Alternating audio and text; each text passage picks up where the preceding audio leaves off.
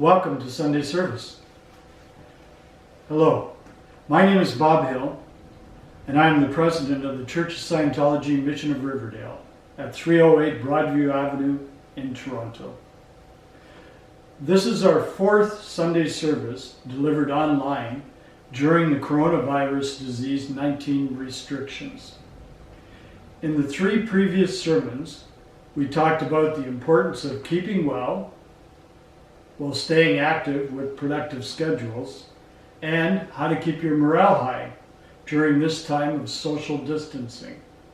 We talked about the importance of religion at this time and respecting the religious beliefs of others. Our last sermon stressed the importance of insisting on competence in yourself and others. The test of the society is whether or not you, your family, and friends can live in it safely. We can see competence around us in our hospitals, frontline workers, and world governments as the number of people hospitalized with COVID-19 disease decreases and the opening of our society grows closer. This gives us all hope for the future. Last week we went over some techniques in the Volunteer Minister's Handbook, Chapter 12, Solutions for a Dangerous Environment. These techniques could be used to help you out as you find yourself sitting in your home or worrying in your house. The first one was take a walk and look at things. Very simple. Just get out there, have a look around. The second one, find something that isn't being a threat. You could do this on another person if you find they're upset, or you could do it on yourself. But just simply find something that isn't being a threat. You'll find that makes you feel quite comfortable. Today, we're going to discuss how to improve relationships. But before I start that, I'm going to read to you the creed of the Church of Scientology. We of the Church believe that all men of whatever race, color, or creed were created with equal rights. That all men have inalienable rights to their own religious practices and their performance. That all men have inalienable rights to their own lives. That all men have inalienable rights to their sanity. That all men have inalienable rights to their own defense. That all men have inalienable rights to conceive, choose, assist, or support their own organizations, churches, and governments. That all men have inalienable rights to think freely, to talk freely, to write freely their own opinions, and to counter or utter or write upon the opinions of others. That all men have inalienable rights to the creation of their own kind. That the souls of men have the rights of men. That the study of the mind and the healing of mentally caused ills should not be alienated from religion or condoned in non-religious fields, and that no agency less than God has the power to suspend or set aside these rights overtly or covertly. And we of the Church believe that man is basically good, that he is seeking to survive, that his survival depends upon himself and upon his fellows and his attainment of brotherhood with the universe. And we of the Church believe that the laws of God forbid man to destroy his own kind, to destroy the sanity of another, to destroy or enslave another's soul, to destroy or reduce the survival of one's companions or one's group. And we of the Church believe that the Spirit can be saved, and that the Spirit alone may save or heal the body. You got it? Great. We're going to carry on. Now the next thing I'm going to read to you is called personal integrity. I want you to keep this reference in mind as I do the sermon for you today, so it's easier for you to make decisions. It was written by L. Ron Hubbard. What is true for you is what you have observed yourself. And when you lose that, you have lost everything. What is personal integrity? Personal integrity is knowing what you know. What you know is what you know.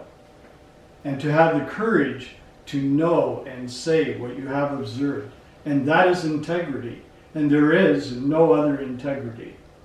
Of course, we can talk about honor, truth, all these things, these esoteric terms. But I think they'd all be covered very well if what we have really observed was what we observed. That we took care to observe what we were observing.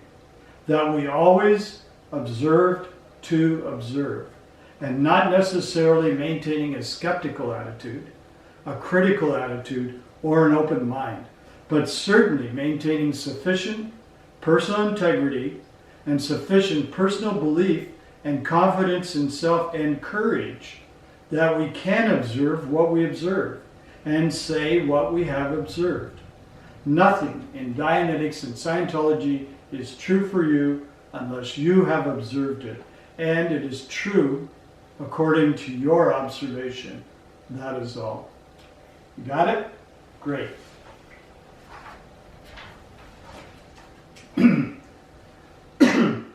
The topic of this Sunday service is how to improve relationships.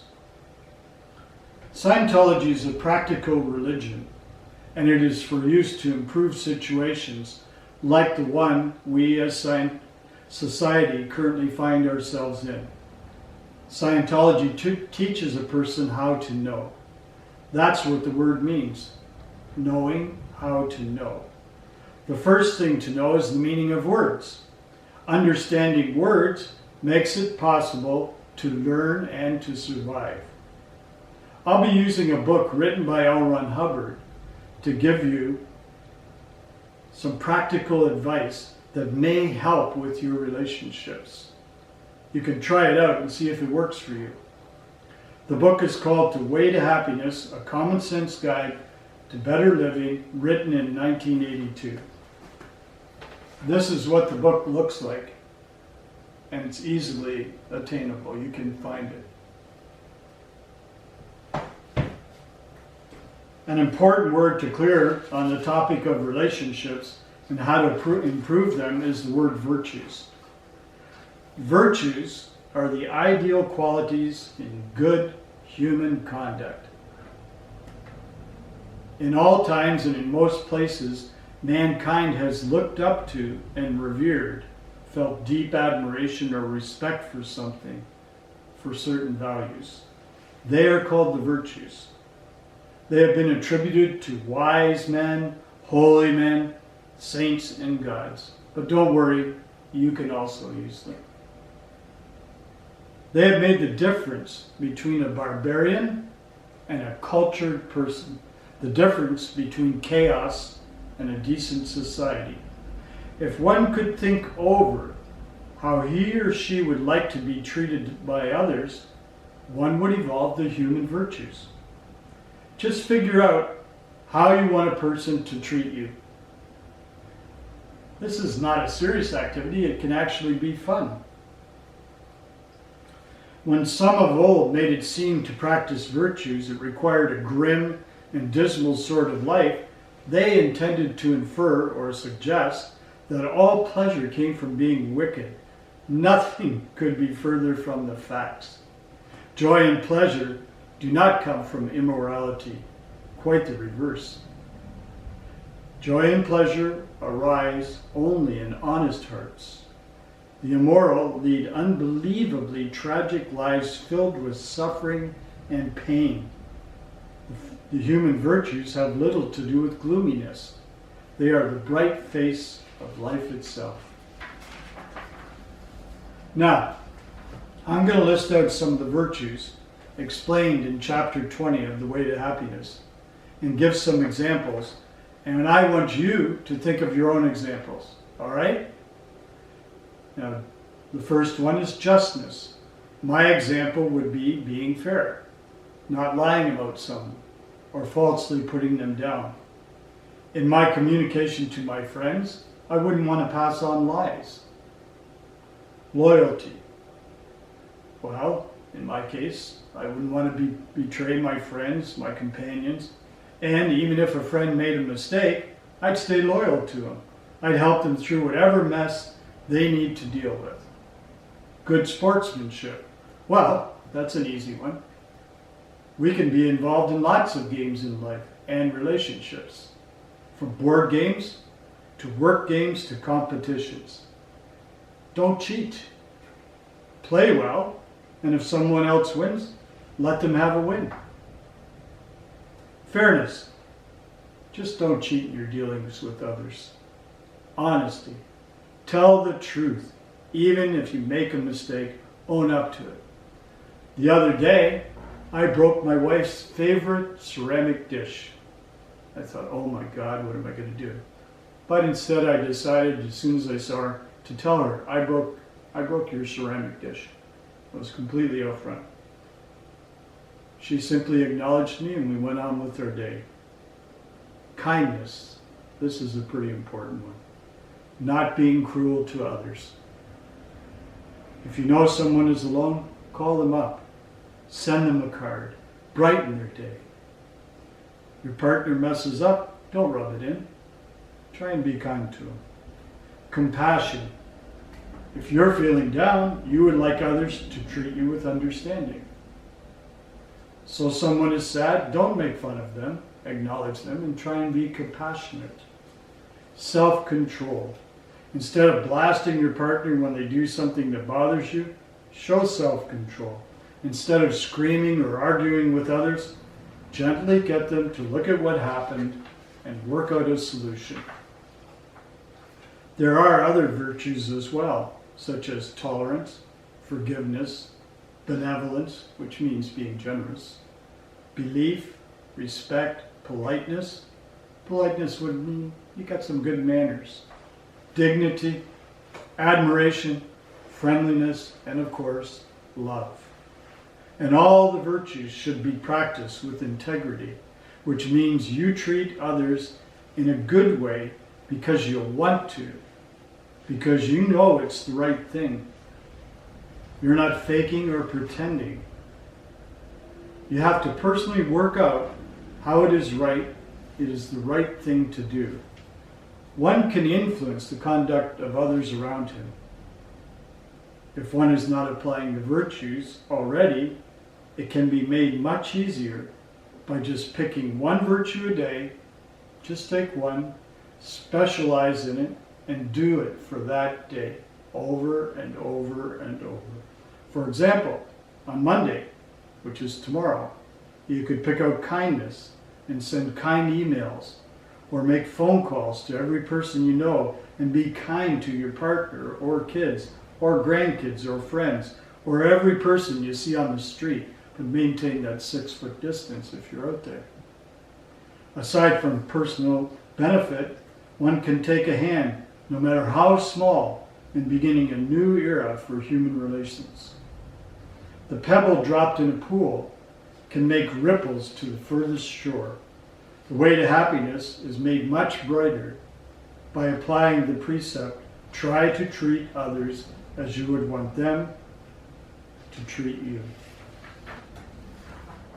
And that's my sermon for today. We'll end with a prayer for total freedom. May the author of the universe enable all men to reach an understanding of their spiritual nature.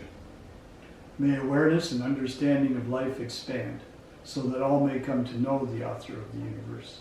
And may others also reach this understanding, which brings total freedom.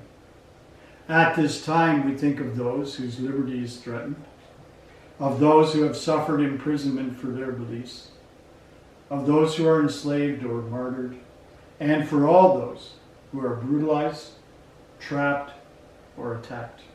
We pray that human rights will be preserved, so that all people may believe and worship freely, so that freedom will once again be seen in our land. Freedom from war and poverty and want, freedom to be, freedom to do, and freedom to have. Freedom to use and understand man's potential, a potential that is God-given and God-like, and freedom to achieve that understanding and awareness that is total freedom. May God let it be so. Thank you.